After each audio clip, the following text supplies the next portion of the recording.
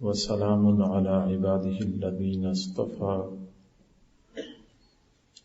أما بعد فأعوذ بالله من الشيطان الرجيم بسم الله الرحمن الرحيم ومن الليل فتهجد به نافلة لك عسى أن يبعثك ربك مقاما محمودا وقال تعالى في مقام آخر يا أيها المزمل قم الليل إلا قليلا نصفه أو انقص منه قليلا أو زد عليه ورتل القرآن ترتيلا إنا سنلقي عليك قولا ثقيلا إن ناشئة الليل هي أشد وطئا وأقوم قيلا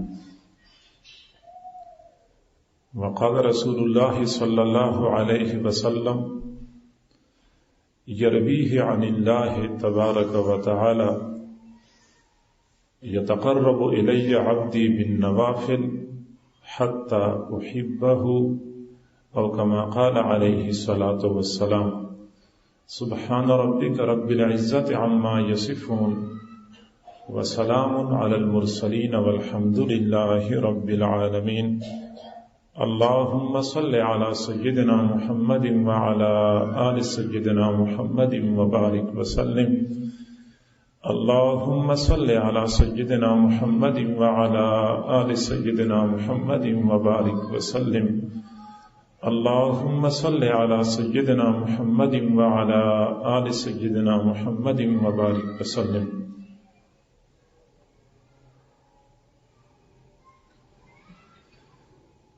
اللہ رب العزت نے ہمیں جو اعمال کرنے کا حکم دیا ہے ان کو دو بڑے طبقات میں تقسیم کیا جا سکتا ہے، فرض اور نفل۔ کچھ اعمال تو وہ ہیں کہ اگر ہم نہ کریں تو ہمارا مؤاخذہ ہوگا اور ان کا کرنا ہمارے اوپر لازم ہے، ان کو فرض عمل کہا جا سکتا ہے۔ اور بعض عمل وہ ہیں کہ ہم کریں تو بہت اچھا، اس کا ثواب بھی ہمیں ملے گا، اس کے اچھے ثمرات بھی ہمیں حاصل ہوں گے، لیکن اگر ہم نہ کریں تو اللہ رب العزت کی جانب سے کوئی مؤاخذہ نہیں ہوگا، ان کو ہم نفل عمل کہتے ہیں۔ فرائض کی اپنی اہمیت اور افادیت ہے اور نوافل کی اپنی اہمیت اور افادیت ہے۔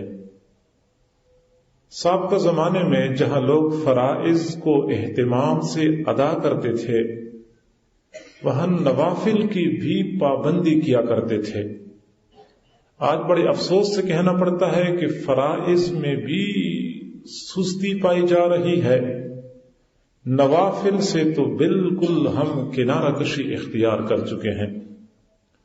معزز سامعین، یہ انتہائی افسوس کی بات ہے کہ آج متعدد حضرات جو محقق بنے ہوئے ہیں وہ ضعیف حدیث کی رٹ لگا کر بہت سارے لوگوں کو فضائل سے محروم کر رہے ہیں، اور کئی مرتبہ ہمارے اذہان و قلوب میں یہ بات آتی ہے کہ جب یہ حدیث ضعیف ہے تو اس پہ عمل کیوں کیا جائے؟ یاد رکھیں کہ حضور صلی اللہ علیہ وسلم کی کوئی حدیث بھی ضعیف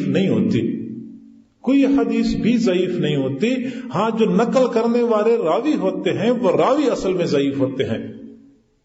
تو حضور علیہ الصلوۃ والسلام کی حدیث تو قابل عمل ہوتی ہے، تو ہم جو ضعیف حدیث بولتے ہیں اور اس ضعیف کا لفظ بول کے ہم خام اعمال سے تنفر پیدا کرتے ہیں، یہ انتہائی افسوس کی بات ہے۔ اور کئی مرتبہ یہ بات کہی جاتی ہے کہ سنت ہی تو ہے اور یہ کام نفل ہی تو ہے۔ کیا مانا کہ سنت اور نفل کی کوئی اہمیت نہیں ہے، اگر چھوڑ دے تو کیا ہوتا ہے، نفل ہی تو ہے، یہ سنت ہی تو معزز سامعین، سنت ہے تو آپ علیہ الصلوۃ والسلام کی سنت ہے، حضور علیہ الصلوۃ والسلام نے کام کیا ہے تو ہمارے لیے تو یہی بات کافی ہے کہ آپ نے کیا ہے. آگے ہمیں اس سے کوئی غرض نہیں ہے کہ وہ نفل ہے یا وہ سنت ہے یا وہ فرض ہے یا وہ واجب ہے. جب آپ صلی اللہ علیہ وسلم نے کیا ہے تو ہمیں اس کے افادیت کو تسلیم کرنا چاہیے اور آنکھیں بند کر کے ہمیں اس پہ عمل کرنا چاہیے. نوافل سے آج لوگ کنارہ کشی اختیار کرتے جا رہے ہیں. ایک وقت تھا کہ لوگ جماعت کی نماز سے بہت پہلے مسجد میں آتے تھے, باقاعدہ تحیت المسجد تحیت الوضو نماز پڑھتے تھے, نماز سے پہلے جو سنت غیر موقدہ ہوتی تھی وہ پڑھتے تھے اور پھر نماز کا انتظار کرتے تھے. یہ نماز کے انتظار میں بیٹھنا یہ مستقل ایک عبادت ہے اور آپ صلی اللہ علیہ وسلم کی مستقل سنت ہے, اور آپ نے متعدد روایات میں باقاعدہ اس کی ترغیب دی ہے. انتظار الصلاۃ بعد الصلاۃ, المرء یکون فی صلاتہ ما دام ینتظر الصلاۃ. جتنی دیر بندہ انتظار کرتا ہے نماز کا اتنے دیر وہ نماز میں گویا کہ شمار ہوتا ہے. وہ 5 منٹ انتظار کرے, وہ 10 منٹ انتظار کرے, گویا کہ وہ 5 اور 10 منٹ ان کے نماز میں شمار ہوتے ہیں. آج کل تو گھڑیاں ہیں, ہم حساب لگاتے ہیں کہ میں 2 منٹ میں گھر سے مسجد میں پہنچ سکتا ہوں, تو ہم گھڑی کو بار بار دیکھ رہے ہوتے ہیں. اگر 2.5 منٹ رہتے ہیں تو ہم نہیں اٹھتے, ہم کہتے ہیں چونکہ 2 منٹ میں میں پہنچ سکتا ہوں تو جو ہی 2 منٹ رہتے ہیں اس وقت میں گھر سے روانہ ہو جاتا ہوں. یعنی اتنا بھی نہیں کر سکتا کہ میں 1 منٹ مسجد میں پہلے پہنچ جاؤں. حالانکہ اگر بالفرض و تقدیر کوئی بڑا ہو دنیاوی اعتبار سے, اس کی ملاقات کے لیے لوگوں نے جانا ہو, تو ہماری کوشش یہ ہوتی ہے کہ سب سے پہلے ہم پہنچ جائیں تاکہ ہمیں بالکل قریب جگہ مل جائے, ہمیں بالکل سامنے جگہ مل جائے اور ہم اس کی نظروں میں آ جائیں. کوئی وزیر آ رہا ہے, کوئی وزیر اعظم آ رہا ہے, کوئی بڑا آ رہا ہے, اور لوگوں نے وفد کی شکل میں ہم کوشش کرتے ہیں کہ ہم سب سے آگے ہوں تاکہ ہماری اوپر نظر پڑ جائے. تو نماز سے پہلے مسجد میں جانا اور صلاۃ تحیت المسجد تحیت الوضو اور باقاعدہ جماعت کے انتظار میں بیٹھنا یہ مستقل عبادت تھی جو آج متروک ہوتی جا رہی ہے. یہ گھڑیوں نے اور یہ مقررہ وقت نے یہ ہمارا مسئلہ بنا دیا ہے. حدیث شریف میں آتا ہے حضرات صحابہ کرام عشاء کی نماز کے انتظار میں بیٹھ جاتے تھے. حضور صلی اللہ علیہ وسلم ابھی تشریف نہیں لا چکے ہوتے, وہ انتظار کر رہے ہوتے تھے, نیند آ رہی ہوتی تھی. حتی تخفق رؤوسہم, ان کے سر زیادہ نیند کی وجہ سے لٹک جاتے تھے بیٹھے بیٹھے, اتنی دیر تک وہ انتظار کرتے رہتے تھے. تو نماز سے پہلے کی سنت موقدہ یا سنت غیر موقدہ یا نماز کے بعد کی سنتیں اور نوافل, ان کی اپنی افادیت ہے, ان کی اپنی اہمیت ہے, اور آج ہم بڑے آرام سے اس سے اجتناب کر رہے ہیں. نوجوان طبقہ خاص طور پہ جن کو کچھ تحقیق کا شوق بھی چڑھ جاتا ہے تو وہ بھی بڑے آرام سے حدیثوں کو سائٹ پہ کرتے ہیں. بھائی چاشت پڑھا کرو ضعیف حدیث ہے, اشراق پڑھا کرو ضعیف حدیث ہے, اوابین پڑھا کرو یہ حدیث بھی ضعیف ہے. اور حقیقت یہ ہے کہ ہمارے بعض بھائی جو کہ حدیث کی رٹ لگاتے ہیں اور ہر وقت ہر مسئلے کے لیے حدیث پیش کرتے ہیں اور حدیث کا مطالبہ کرتے ہیں, جب ان لوگوں نے صحیح اور ضعیف کو الگ الگ کر دیا, اب ان میں سے جو انصاف پسند لوگ ہیں وہ آج خود بھی پریشان ہیں. وہ کہتے ہیں کہ ہم نے ضعیف کہا تو ہم نے تو اپنی اولادوں کو دین سے اتنا دور کر دیا کہ مشکل سے 4 رکعت پڑھتے ہیں, وہ بھی بہت مشکل سے, اور بس ایسے بھاگ رہے ہوتے ہیں, نہ کوئی دعا, نہ نماز کے بعد ذکر اذکار, نہ کوئی اور تسبیح, نہ کوئی تلاوت, کیونکہ وہ ساری ضعیف حدیثیں ہیں اور وہ بھاگ رہے ہوتے ہیں. ہم اگر اپنی اولاد سے کوئی بات کریں کہ بھائی کوئی نفل پڑھا کریں, کچھ نماز کے بعد تسبیحات پڑھا کرو, کہتے اس حدیث میں فلاں راوی ضعیف ہے, وہ حدیث پیش کرتے کہتے اس میں فلاں راوی ضعیف ہے, اور بڑے آرام سے دین سے وہ دور ہوتے جا رہے ہیں. تو معزز سامعین, فرائض کی بھی پابندی کرنی ہوتی ہے اور نوافل کا بھی اہتمام کرنا ہوتا ہے.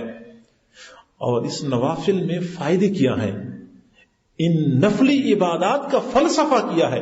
نوافل سے مراد صرف نفل نمازیں نہیں ہے, نوافل سے مراد نفل نمازیں بھی ہیں، نفلی صدقات، زکوٰۃ کے علاوہ نفلی صدقات، رمضان کے علاوہ نفل روزے، حج کے علاوہ نفل حج اور عمرے، یہ سارے نفل اعمال ہیں، اور سب نفل اعمال کی کوشش کرنی چاہیے۔ اس میں کئی سارے فائدے ہیں۔ ایک حکمت اور فائدہ تو اس میں یہ ہے کہ یہ نوافل فرائض کے لیے جبیرہ بنتے ہیں۔ بات سمجھ جائیں گے آپ، توجہ کریں، خواتین بھی توجہ کریں، ان کے لیے بھی بات سمجھنی آسان ہے۔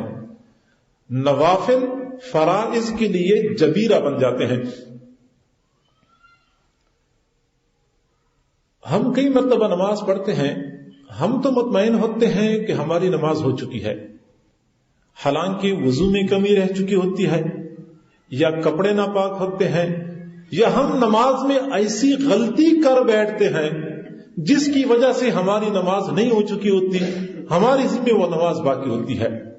اور جب قیامت کے دن فرشتے حساب کریں گے تو اس وقت کہیں گے کہ اللہ، اس بندے کے فرائض میں سے اتنی فرض نمازیں رہتی ہیں۔ اللہ تعالیٰ فرمائیں گے انظروا لعبدی هل له من تطوع فتکمل به فریضتہ، میرے بندے کے نوافل دیکھ لو، کوئی نفل نماز بھی اس کے اعمال نامے میں ہے تاکہ اس نفل نماز کے ذریعے سے اس کے فرائض کی کوتاہی کی تکمیل کر دی جائے۔ تو فرشتے کہیں گے ہاں اعمال نامے میں نفل نمازیں موجود ہیں۔ فرمائیں گے اچھا، یہ نفل فرض کے بدلے قبول کر لو اور اس کا ذمہ فارغ کر دو۔ اور زکوٰۃ کے بارے میں حضور علیہ الصلوۃ والسلام نے یہی فرمایا ہے۔ کتنی مرتبہ ہم زکوٰۃ دیتے ہیں، ہم سمجھتے ہیں کہ یہ مستحق ہے، حالانکہ مستحق نہیں ہوتا۔ ہم سمجھتے ہیں کہ میری نیت درست تھی، میں نے زکوٰۃ صحیح جگہ پہ صرف کی ہے، حالانکہ وہ زکوٰۃ صحیح جگہ پہ صرف نہیں ہو چکی ہوتی، ہماری نیت میں فتور ہوتا ہے۔ لہذا قیامت کے دن جب حساب کتاب ہوگا، فرشتے کہیں گے کہ اس بندے کی ذمے اتنی زکوٰۃ باقی ہے، تو اللہ تعالیٰ پوچھیں گے هل انظروا لعبدی هل له من صدقۃ فتکملوا به زکاتہ، دیکھ لو میری اس بندے کی کوئی نفلی صدقات ہیں کہ ان نفلی صدقات کے ذریعے سے ان کی زکوٰۃ کی کمی کو تدارک کر دیا جائے۔ فرشتے کہیں گے ہاں اتنے نفلی صدقات اس نے دیے ہیں، کہیں گے اچھا اس کے ذریعے سے اس کے زکوٰۃ کا تدارک کر دیا جائے۔ روزے کا بھی یہی مسئلہ ہے کہ ہم روزہ رکھ لیتے ہیں، ہم سمجھتے ہیں کہ میرا روزہ پورا ہو گیا، حالانکہ کسی وقت بھی کسی غلطی کی وجہ سے ہمارا روزہ ٹوٹ چکا ہوتا ہے، ہمیں پتہ نہیں ہوتا۔ تو جب قیامت کے دن حساب ہوگا تو نفل روزے ہی کام آئیں گے اور فرض روزوں سے اس سے کفایت کر دی جائے گی۔ تو بڑا فائدہ یہ ہے کہ نوافل یہ فرائض کے لیے جبیرہ بن جاتے ہیں۔ دوسرا فائدہ، نوافل فرائض کے لیے باڑ کا کام دیتے ہیں۔ باغ کو بچانا ہوتا ہے، فصل کو بچانا ہوتا ہے تو اس کے ارد گرد باڑ لگاتے ہیں۔ اب آم کے درختوں کو، آم کے باغ کو بچانے کے لیے ارد گرد کانٹے دار جھاڑیوں کے باڑ لگائے جاتے ہیں، جانور اندر نہ جا سکے یا انسان اندر نہ جا سکے۔ نوافل چونکہ باڑ کے ذریعے سے باغ کی حفاظت ہوتی ہے، ایسے نوافل کے ذریعے سے فرائض کی حفاظت ہوتی ہے۔ بات سمجھ لیں، علماء نے لکھا ہے کہ جب کوئی بندہ نوافل چھوڑ دیتا ہے تو اللہ تعالیٰ اس کی سزا یہ دیتا ہے کہ اس بندے کو سنت سے محروم کر دیا جاتا ہے، اور جب کوئی بندہ سنت چھوڑ دیتا ہے اس کی سزا یہ ہوتی ہے کہ اس کو واجبات سے محروم کر دیا جاتا ہے، اور جو بندہ واجبات چھوڑ دیتا ہے اس کا انجام یہ ہوتا ہے کہ بندہ فرائض سے محروم کر دیا جاتا ہے، اور جب بندہ فرائض کا تارک بن جاتا ہے تو اس کا ایمان خطرے میں پڑ جاتا ہے۔ من ترک الادب عوقب بحرمان السنت ومن ترک السنت عوقب بحرمان الواجب ومن ترک الواجب عوقب بحرمان الفرائض ومن ترک الفرائض کاد ان یحرم الایمان، قریب ہے کہ وہ بندہ ایمان سے محروم ہو جائے گا۔ اور اس کے بالمقابل جو بندہ نفل کی پابندی کرتا ہے اس کی سنت نماز محفوظ رہتی ہے۔ جو بندہ سنتوں کی پابندی کرتا ہے اس کے واجب اعمال محفوظ رہتے ہیں، اور جو واجبات کی پابندی کرتا ہے تو اس کے فرائض محفوظ رہتے ہیں، اور فرائض کی حفاظت کی وجہ سے بندے کا ایمان محفوظ رہتا ہے۔ یہ سمجھ لیں کہ جو بندہ سنتوں کی پابندی کرتا ہے تو شیطان کبھی یہ نہیں کہتا کہ تو فرض چھوڑ دے۔ وجہ یہ ہے کہ شیطان کو اچھی طرح پتا ہے کہ جو بندہ سنتیں ترک نہیں کرتا وہ فرائض کا کام ترک نہیں کرے گا۔ شیطان فرائض کی طرف آگے بڑھتا نہیں ہے، وہ پہلے بندے پر کوشش کرتا ہے کہ پہلے تو نوافل چھوڑائے، پھر بندے سے کہتے ہیں کہ اب سنتوں کو چھوڑ دو، پھر ایک قدم اٹھاتے ہیں کہتے ہیں واجبات کو چھوڑ دو، پھر اگلا قدم اٹھاتا ہے کہ اچھا فرائض کو چھوڑ دو۔ یہ درجہ بدرجہ شیطان بندے کے اوپر تسلط حاصل کرتا ہے، یکدم بندے کے اوپر ہاتھ نہیں ڈال سکتا، تدریجاً کام کرتا ہے۔ تو پہلے کہے گا بھائی نفل ہی تو ہے، آپ نفل چھوڑ بیٹھیں گے، اگلے دن کہیں گے سنت بھی تو ضعیف حدیث سے ثابت ہے تو سنتوں کو تو چھوڑ دو، پھر کہیں گے پتہ نہیں یہ واجب صحیح ہے یا صحیح نہیں، اس کا ترک ہو جاؤ، آخر میں کہیں گے سستی چڑھ جائے گی، پھر بندہ فرائض کا فارغ ہو جائے گا۔ تو جو بندہ نوافل کی پابندی کرتا ہے اس کے فرائض محفوظ رہتے ہیں، کم از کم وہ فرائض میں سستی نہیں کرتا، اور فرائض میں سستی تب کرتا ہے کہ جب نوافل کا جو حفاظتی باڑ ہے وہ ختم ہو جائے، پھر واجبات کا حفاظتی باڑ ختم ہو جائے، پھر آگے شیطان بندے کے فرائض کے اوپر ہاتھ ڈالتا ہے۔ یہ دوسرا فائدہ ہو گیا۔ تیسرا فائدہ یہ کہ یہ نوافل یہ بندے کے لیے اللہ رب العزت کے ساتھ رابطے کا کام دیتے ہیں۔ دو لفظ سمجھ لیں، ضابطہ اور رابطہ۔ ضابطہ کسی قاعدے، قانون اور اصول کو کہتے ہیں، رابطہ کسے کہتے ہیں؟ قانون اور اصول کو بائی پاس کر کے اپنے مقصد تک پہنچنے کو کہتے ہیں۔ ایک بندے نے کوئی کام کروانا ہے تو پہلے مقامی دفاتر میں وہ فائل جمع کراتے ہیں، پھر اس کے بعد صوبائی دفاتر تک لے جاتے ہیں، پھر اس کے بعد وفاقی دفتر تک وہ فائل پہنچتی ہے۔ یہ کئی مراحل سے گزر جاتی ہے فائل، پھر اس کے بعد اپنی منزل پہ پہنچتی ہے۔ یہ ضابطہ ہے، اور اس ضابطے میں بڑے پاپڑ بیلنے پڑتے ہیں۔ اور رابطہ یہ ہے کہ کسی بندے کو کسی وفاقی وزیر سے، کسی بڑے سے کوئی تعلق ہے، وہ کہتے بھائی فائل میرے پاس پہنچا دو، باقی پھر آپ فارغ ہیں۔ بندہ فائل پہنچا دیتا ہے، کام خود بخود ہو جاتا ہے، یہ رابطہ کہلایا جاتا ہے۔ تو نوافل یہ اللہ رب العزت کے ساتھ بندے کا رابطہ قائم کرتے ہیں، رابطے کا باعث ہوتے ہیں۔ اور یہ اصول سمجھ لیں کہ رابطے سے کئی مرتبہ بندے کو وہ کچھ ملتا ہے جو ضابطے سے نہیں ملا کرتا۔ رابطے سے وہ کچھ ملتا ہے جو ضابطے سے نہیں ملا کرتا۔ ایک مثال سے بات سمجھ لیں، ایک مزدور کسی گھر میں مزدوری کرتا ہے، 8 گھنٹے کام کرتا ہے، اس کو شام کو 200 یا 300 روپے ملتے ہیں۔ یہ ضابطہ ہے، یہ قانون ہے، اس کو 200-300 روپے ملیں گے جب وہ 8 گھنٹے کام کرے گا۔ مزدور شام کے وقت اپنے مالک کے پاس آتا ہے، اور مالک اس کو 300 روپے پکڑاتا ہے کہ آپ نے چونکہ دن میں کام کیا 300 روپے لے لو۔ لیکن مزدور بیچارہ بڑا پریشان ہوتا ہے، مغموم ہوتا ہے۔ تو مالک پوچھتا ہے کیا ہوا، آج آپ بڑے مغموم نظر آتے ہیں۔ تو مزدور کہتا ہے کیا کروں سر، مسئلہ یہ ہے کہ 300 روپے کماتا ہوں، اس سے تو میں مشکل سے بیوی بچوں کے کھانے پینے کے خرچے پورے کرتا ہوں، والدہ میری بیمار ہے، ڈاکٹر نے 10,000 روپے خرچہ بتایا ہے، پریشان ہوں کہ وہ 10,000 میں کہاں سے لاؤں، اس لیے مغموم ہوں، والدہ میری بیمار ہے، تڑپ رہی ہے۔ ممکن ہے کہ وہ مالک اچھی طبیعت کا ہو، اسی وقت جیب میں ہاتھ ڈالے اور 1,000 کے وہ 10 نوٹ گن کے دے دے کہ جاؤ اپنی والدہ کا علاج کرا لو۔ اب اس نے جو 8 گھنٹے کام کیا، ملے 300 روپے، یہ ضابطہ کہلایا جاتا ہے۔ اگر 5 منٹ میں اپنا دھکڑا سنایا، اس کو ملے 10,000 روپے، یہ رابطہ کہلایا جاتا ہے۔ رابطے کے ذریعے سے بندے کو وہ کچھ ملتا ہے جو ضابطے سے نہیں ملا کرتا۔ سارے مزدور 4 بجے چھٹی کرتے ہیں کیونکہ 4 بجے چھٹی کا ٹائم ہوتا ہے، لیکن ایک مزدور 4:30 بجے جا رہا ہوتا ہے۔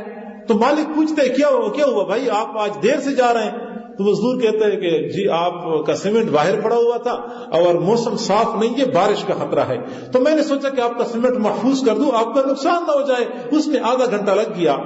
تو اگر مالک میں تھوڑی سی بھی غیرت ہے تو وہ سوچے گا کہ اس نے آدھا گھنٹہ زائد لگایا ہے اور مجھے نقصان سے بچانے کے لیے لگایا ہے، ممکن ہے اسے وہ جیب میں ہاتھ ڈالے اور 500 روپے انعام میں دے دے کہ یہ لے جائیں، یہ آپ کا انعام ہے۔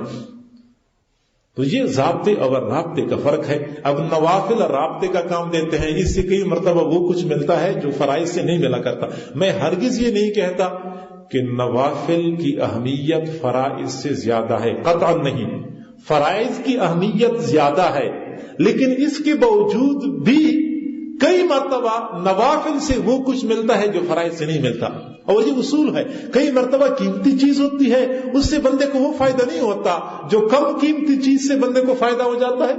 ڈاکٹروں سے پوچھیں، بڑی قیمتی دوائی ڈاکٹر لکھ کے دیتے ہیں لیکن بندے کو فائدہ نہیں ہوتا، اسی بیماری کے لیے کوئی اور ڈاکٹر بالکل معمولی دوائی لکھ کے دے دیتا ہے، اس سے فائدہ ہو جاتا ہے۔ غذا کے بارے میں دیکھیں، کئی مرتبہ بہت قیمتی اور اچھی غذا ہوتی ہے لیکن بندے کو فائدہ نہیں ہوتا، اور کم درجے کی غذا سے بندے کو زیادہ فائدہ ہو جاتا ہے۔ تو میں کہتا ہوں کہ نوافل سے کئی مرتبہ بندے کو وہ کچھ ملتا ہے جو فرائض سے نہیں ملا کرتا۔ ہم میں سے ہر بندہ یہ چاہتا ہے کہ میں حج پہ چلا جاؤں، اور جانے کے لیے کوشش بھی کرتے ہیں۔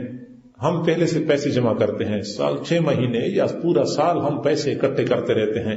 جب حج کے ایام قریب آتے ہیں پھر ہم داخلہ بیچتے ہیں، اور پھر بہت صبر آزما مراحل سے گزرنا پڑتا ہے، حتیٰ کہ حج کی منظوری آتی ہے، پھر کہتے ہیں جب تیاری کرو، کپڑے تیار کر لو، سفر کا سامان تیار کر لو، پھر پیچھے کاروبار کے لیے کوئی متبادل انتظام کرو، بڑا مسئلہ ہوتا ہے، لمبا چکر ہوتا ہے۔ اور جب ہم سفر پہ روانہ ہو جاتے ہیں تو 40 دن کے مشقت والے سفر کے مراحل سے جب ہم گزر کے واپس آتے ہیں تو ہمیں لوگ کہتے ہیں مبارک ہو مبارک ہو، اور ہم کہتے ہیں بس دعا کرے اللہ قبول کر لے، اللہ قبول کر لے۔ لاکھوں روپیہ خرچ کیا، 40 دن اپنا کام کاج کاروبار سب کچھ ترک کر دیا، صبر آزمام مراحل سے گزرے، اور آخر میں پھر بھی ہمیں یقین نہیں ہوتا، ہم کہتے ہیں بس دعا کریں اللہ قبول کر لے۔ کیا مانا کہ اب بھی قبولیت کا یقین نہیں ہے۔ یہ ضابطہ ہے، ضابطے کے تحت اتنا ہم نے رگڑا کھایا اور پھر بھی یقین نہیں ہے کہ قبول ہے یا نہیں ہے۔ دوسری طرف حضور صلی اللہ علیہ وسلم نے فرمایا، تم میں سے کوئی بندہ فجر کی نماز کے بعد بیٹھ جاتا ہے، عبادت کرتا ہے، ذکر اذکار کرتا ہے، تلاوت کرتا ہے، حتیٰ کہ سورج تھوڑا سا اوپر بلند ہو جائے، پھر وہ 2 رکعت اشراق کی نماز پڑھتا ہے، اس کے بدلے اللہ تعالی ایک قبول حج اور ایک قبول عمرے کا ثواب عطا فرماتا ہے۔ یہ رابطہ کہلایا جاتا ہے۔ تو نوافل یہ رابطے کا کام دیتے ہیں۔ آپ پریشان کہ میرے مسائل حل نہیں ہوتے، میری مشکلات حل نہیں ہوتی، مانگتے مانگتے ہم تھک گئے لیکن ہماری تو سنتا ہی نہیں ہے۔ بھائی آپ نے اس وقت پکارا نہیں ہے جس وقت وہ اعلان کرواتا ہے کہ ہے کوئی مانگنے والا مجھ سے مانگے۔ آپ معلوم تو کر لیں کہ کس وقت وہ دفتر کھلا ہوتا ہے، ویسے تو ہر وقت کھلا ہوتا ہے، لیکن کوئی وقت ایسا ہوتا ہے کہ باقاعدہ اعلان کیا جاتا ہے کہ ہے کسی کی فائل، لے آؤ فائل۔ اس وقت بالکل سر کا جو موڈ ہے وہ بالکل صحیح ہے، دفتروں میں ایسا ہی ہوتا۔ جو کلرک ہوتے ہیں ان کو پتا ہوتا ہے کہ آج ہمارے آفیسر کا موڈ صحیح ہے۔ جس دن موڈ صحیح نہ ہو تو جو کام نہیں کروانا ہوتا وہ فائل آگے کر دیتے ہیں۔ جو کام کلرک نہیں کروانا چاہتا، وہ چاہتا ہے کہ فائل ریجیکٹ ہو جائے، تو اس دن وہ فائل آگے کرتے ہیں جس دن اس کا موڈ خراب ہو، اور جس دن اس کا موڈ صحیح ہوتا ہے تو کلرک ان کو پتا ہوتا ہے تو وہ فائل سائڈ پہ رکھے ہوتے ہیں، تو جس دن موڈ صحیح ہو اس دن وہ سارے فائل آگے کرتے ہیں، وہ سائن کر رہا ہوتا ہے اور کام ہو رہے ہوتے ہیں۔ اور کلرک آپس میں کہتے ہیں کہ آج موسم بڑا ٹھیک ہے، آج موسم بڑا اچھا ہے۔ موسم بڑا اچھا اس مراد ہے کہ اس کا موڈ صحیح ہے،